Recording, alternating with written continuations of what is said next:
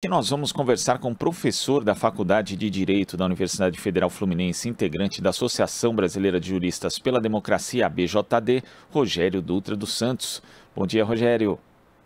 Bom dia, Glauco. Rogério, ontem nós tivemos o primeiro debate entre os candidatos à presidência realizado nesse segundo turno e ali tivemos três blocos em que muitos temas foram abordados, em especial alguns como preservação ambiental, né, a questão do desmatamento, também diversas fake news ali ditas pelo atual presidente Jair Bolsonaro, além de temáticas como corrupção e também desenvolvimento econômico. De que forma você viu esse primeiro encontro, Rogério, e você acha que ele pode influenciar alguma coisa em termos de mobilidade mesmo, de eleitores, em termos de mobilização dos votos? Olha, Glauco, esse debate ele se caracterizou por ter uma forma diferenciada. Os contendores puderam falar livremente no primeiro bloco entre si, com um tempo bastante lato, não é? Bastante grande, e nos dois primeiros blocos o Lula ele teve um desempenho bem interessante. No último bloco ele perdeu um pouco a noção do tempo e o Bolsonaro pôde fechar o terceiro bloco falando 7 minutos sem parar, né? Embora tenha falado especificamente para o público mais próximo dele. Então, nesse sentido, eu achei que o debate ele não alterou muito a definição de votos, né? Você tem ali uma consolidação tanto dos eleitores do Lula quanto do Bolsonaro. Ambos têm os eleitores acima de 90% com declaração de que não vão mudar mais o voto. E aí a questão seria a disputa pelos eleitores ainda indecisos ou que eventualmente votaram em branco ou não votaram no primeiro turno. Nesse sentido, eu não vi o debate demonstrar grandes modificações, porque não houve uma vitória acachapante do Lula, embora ele tenha ido de forma bastante mais qualificada, não é? Durante o debate. Inclusive, algumas pesquisas que fizeram monitoramento de eleitores indicaram a clara vitória de Lula, com mais de 50%, contra 30 e poucos por cento do Bolsonaro. Mas eu acho que os debates não mudam voto. O que muda voto é a mobilização dos eleitores nas ruas, conversando com as pessoas, procurando identificar os indecisos, e é esse corpo a corpo que vai fazer diferença no final, Glauco. Eu acho que o debate hoje em dia não tem tanto impacto, assim, além do impacto simbólico que vai ser gerado pelos memes, pelos vídeos curtos que vão aparecer, já estão aparecendo aí nas redes sociais, né? Então, o debate vale mais pelo impacto narrativo que ele opera depois do que propriamente durante o debate em si mesmo. Esse é um fator importante, né? A tal da narrativa que é criada depois do debate, por meio desses vídeos pequenos, de memes mesmo, como você menciona, Rogério, porque o debate em si, ele na prática, ele é assistido por uma minoria, né? Até porque muita gente tem que dormir cedo e acaba num... O debate de ontem ainda foi no horário mais razoável, mas o da Globo, por exemplo, deve ser às 10 horas da noite. Então, vale mais a história que se conta depois do debate do que o debate em si? Sim, Glauco, e a gente sabe hoje que tanto a campanha do Bolsonaro quanto a campanha do Lula têm bastante competência nesse processo de produção de narrativa. Obviamente que a campanha do Bolsonaro faz isso exalando fake news, e a campanha do Lula tem optado por uma abordagem mais fidedigna aos fatos, né? Embora você tenha ali o grupo dos Janones que tem também atacado o bolsonarismo com a mesma moeda. Para mim, o que fica, Glauco, em termos políticos, é que a gente hoje está visualizando, não é, uma possível vitória do Lula, né, mas uma vitória que vai implicar ainda um longo debate, uma longa luta em relação aos resquícios do fascismo no Brasil, né? Então, eu acredito que um eventual governo Lula ele será vitorioso nas urnas, mas ele encontrará uma dificuldade importante no sentido de restabelecer, vamos dizer assim, a civilização, a civilidade entre uma boa parte dos brasileiros e brasileiras, né? A gente tem visto aí nos últimos dias a ampliação da violência durante a campanha, vídeos têm viralizado demonstrando aí embates físicos entre eleitores, e isso de alguma forma mostra um pouco o termômetro do que foram esses 4 anos do governo Bolsonaro, né? De exaltação da violência, de exaltação da barbárie. E ontem isso também ficou claro no debate, né? Na medida em que o Bolsonaro mais uma vez exalou fake news, tentou intimidar o Lula, inclusive colocando a mão no ombro do Lula, e isso, de alguma forma, reflete um pouco o que nós vamos ainda enfrentar, mesmo com a ausência do Bolsonaro. Mesmo o Bolsonaro não se tornando aí mais elegível, mesmo que ele saia da política pelas questões relativas à corrupção, a roubo e cometimento de crimes durante o seu mandato, isso não elimina o fato de que o bolsonarismo, esse fenômeno social que a gente tem denominado de fascismo com alguma propriedade, ele continue, e a gente vai ter que lidar com isso de alguma forma, não é? E ontem no debate ficou muito claro, por exemplo, que a forma fundamental de se lidar com isso é através da educação, né? O Lula foi muito contundente, eu acho que esse foi um dos pontos altos do debate, quando ele falou sobre as universidades, sobre a educação, sobre a necessidade do ensino, sobre a necessidade da ampliação do acesso das pessoas ao ensino público e gratuito, né? Enquanto o Bolsonaro respondeu dizendo que ele tinha atuado muito produzindo um gadget de telefone celular para ensinar as pessoas a lerem. Então, realmente é uma diferença gritante, uma diferença brutal entre duas propostas, né? Uma proposta que não é só de civilização, mas é de desenvolvimento social, e outra proposta que né, para inglês ver, não tem nenhuma consistência, e isso ontem no debate, de alguma forma, ficou claro, principalmente nos 2 primeiros blocos. Glauco.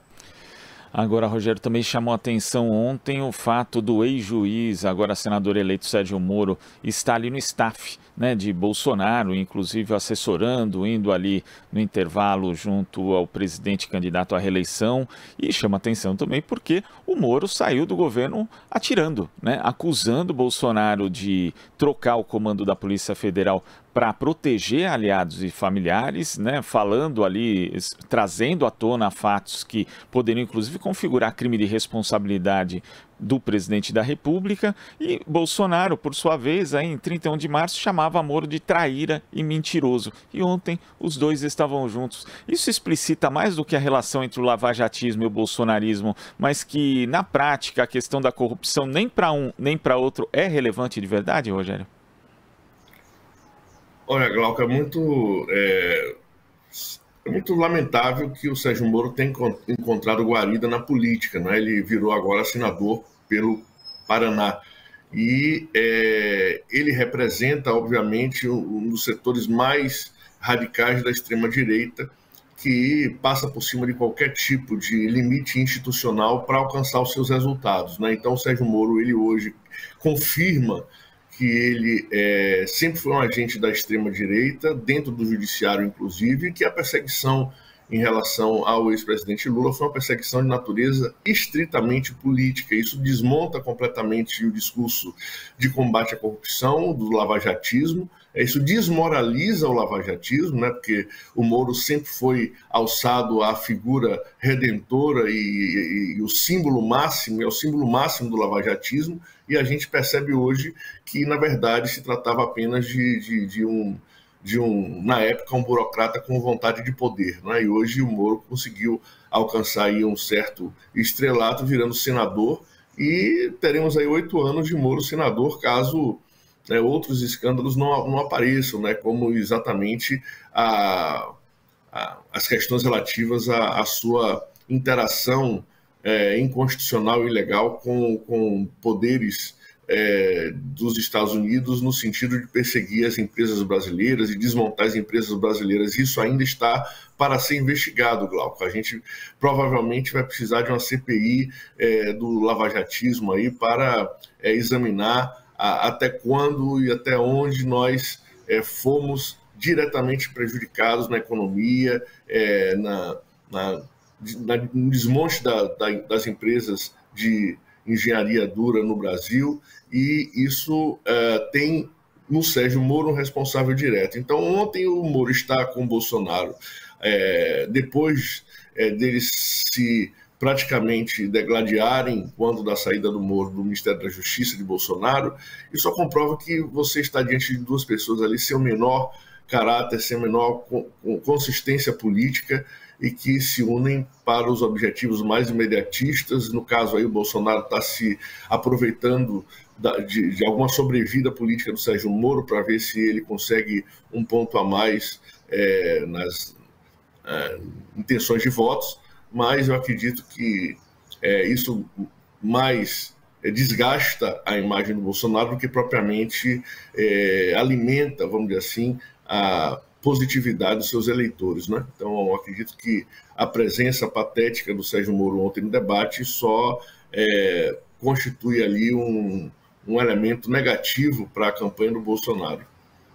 Inclusive, é também uma sinalização, Rogério, porque o presidente Jair Bolsonaro vem falando, ontem tergiversou sobre o assunto, mas ele vem falando a respeito dessa proposta de aumentar o número de ministros no Supremo Tribunal Federal, dizendo que quer um Supremo equilibrado, que seja também dele, né? E ele usa essas palavras, né? Como se um poder pudesse ser de outro, no caso, e não houvesse autonomia e independência entre eles, mas ele vem falando disso também, e ali estava não só Sérgio Moro, que ataca o Supremo Tribunal Federal, como Deltan Dallagnol, que também é outra figura que ataca de forma frontal a instituição Supremo Tribunal Federal. Isso também mostra que, na prática, é uma ideia que continua na cabeça de Jair Bolsonaro, essa de tentar dominar o Supremo Tribunal Federal?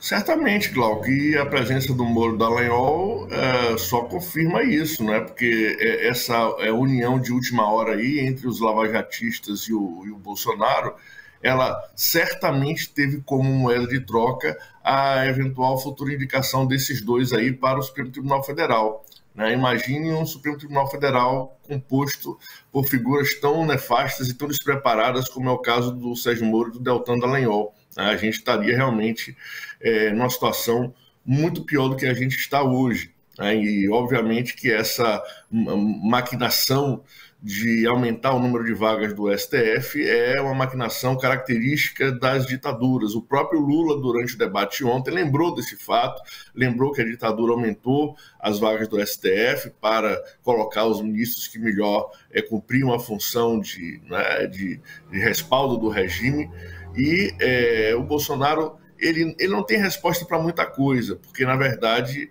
esses projetos de poder dele são projetos que violam frontalmente a ordem institucional brasileira, né? Então, por mais louco que possa parecer, a gente pode piorar muito em termos institucionais com a eventual eleição do Bolsonaro. E a presença ali do Deltan e do Moro como elementos dessa alteração institucional salta aos olhos. Então, eu acredito que está fadada ao fracasso essa tentativa de parecer cordato, né, que o Bolsonaro fez ontem, de dizer que vai respeitar a Constituição. Na verdade, a gente sabe que o projeto dele é um projeto de afronta às normas constitucionais brasileiras.